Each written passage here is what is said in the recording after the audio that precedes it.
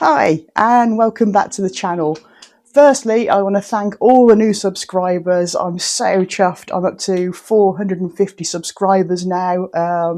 I had no idea it would do so well. So I really hope you're enjoying what you're seeing. I'm going to try and carry on doing what I'm doing. So today you join me. I'm going to fit the HealTech ThunderBox to Doug.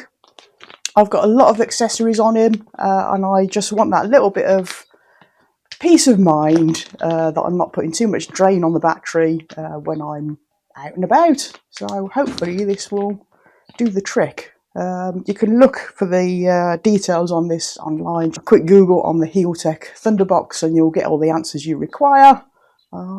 So here we go. So first things first, let's get the seat off.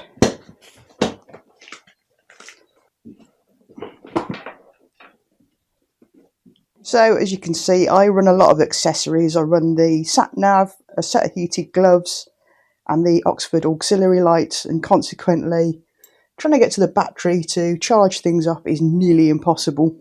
So this is what you get. There's the ThunderBox, quite a small module, with a bit of sticky velcro on the back, so for mounting you get these quick release what do you want to call them, connectors. Obviously your power and your ground to your battery, and then I'm not sure if it's optional, I haven't read the instructions yet, is a live feed to the ignition, so when you switch on your ignition it powers up the ThunderBox. Also we get some cool little stickers. Everyone loves stickers, yay! And the pretty comprehensive user manual that I'm just about to have a look at. So I'm just going to need to disconnect the battery and then figure out where we're going to run all the wires and whatnot. So there we go. Here's all the associated kerfuffle of auxiliary items. So we have got the wire into my heated gloves, we've got the wire into the Oxford auxiliary lights, and then the extra USB port that I put on the bike. I'd forgotten about that. And then my sat-nav just wires into the original USB port that came on the bike already, which is wired into the ignition. So I'll find a home for all this and then we'll hook up the ThunderBox. So I think the most obvious place for the ThunderBox to go, because the leads that lead to it aren't all that long, I'm hoping it's going to tuck away in Royal Enfield's secret little compartment under the seat. If we can just get that off, it's a bit of a wriggle. There we go.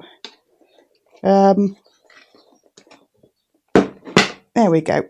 So we've got this nice little plate here where it can sit, and then I'm hoping I can run the other leads up under here and have all the wiring sat in this nice little space here underneath the back seat. What drew me to the ThunderBox is the fact that it's completely watertight. Oxford do a similar item, but it's not actually waterproof, so keep an eye out for that. If you're riding in all weathers, you really want something that's not going to mess up your electrics by that bit of moisture getting in there. So that's why I chose the ThunderBox. It's a completely sealed unit, no chance of any water getting in there.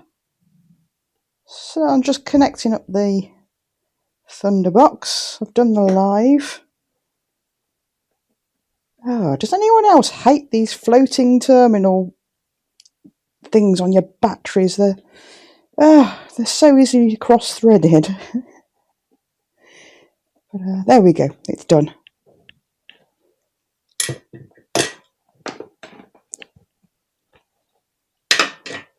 There we go, there's that connection. Just got to figure out where to run it now.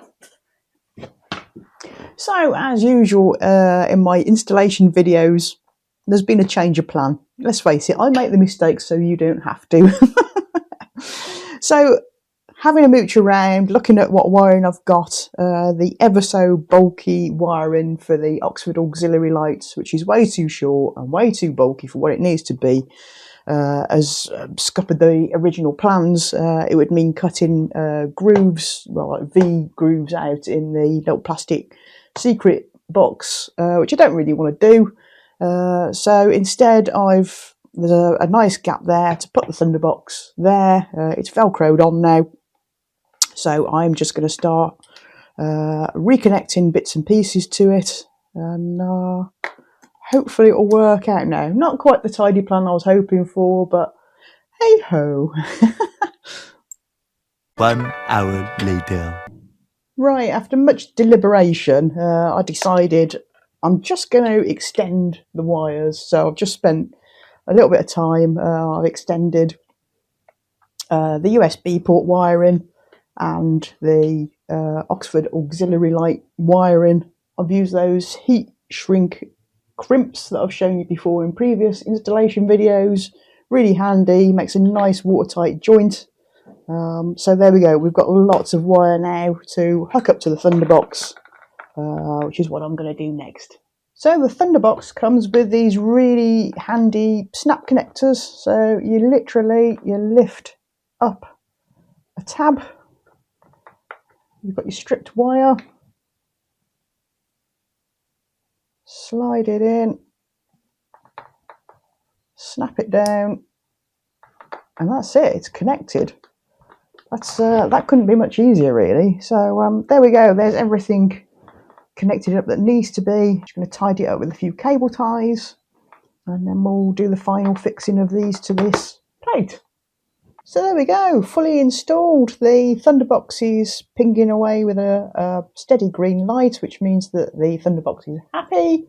I've used magic tape to fix these down to the plate. This is the best stuff ever. My mum introduced me to magic tape, and for jobs like this it is just perfect. It's easily peeled off if you ever need to take it off. It doesn't leave any marks on anything, but it is super sticky, so thanks to my mum, magic tape is the way forward.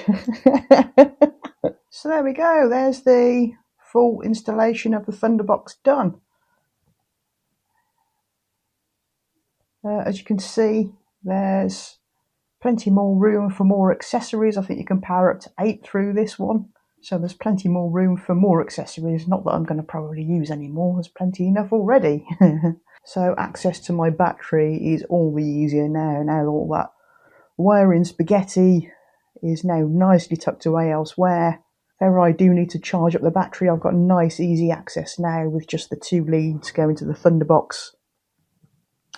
So it just makes life that bit better, and I know that ThunderBox is now going to be monitoring the power going to various things when they're switched on, so it's just that peace of mind that it's looking after my battery a little bit better if I'm using all my accessories at the same time. So all in all, that was a pretty easy installation. It took me a little bit longer because of extending various wires, but that's just my own personal setup. I think, you know, if you're looking to install one of these just for a bit of peace of mind, really recommend it. So, you know, I'm sure I'll update you on various rides as to how it's going and whether, you know, anything goes wrong, but I'm sure it won't. So, yeah, there you go. Installation of the ThunderBox. Hope you enjoyed this video. If you did, please give it a thumbs up, and I will see you in the next one.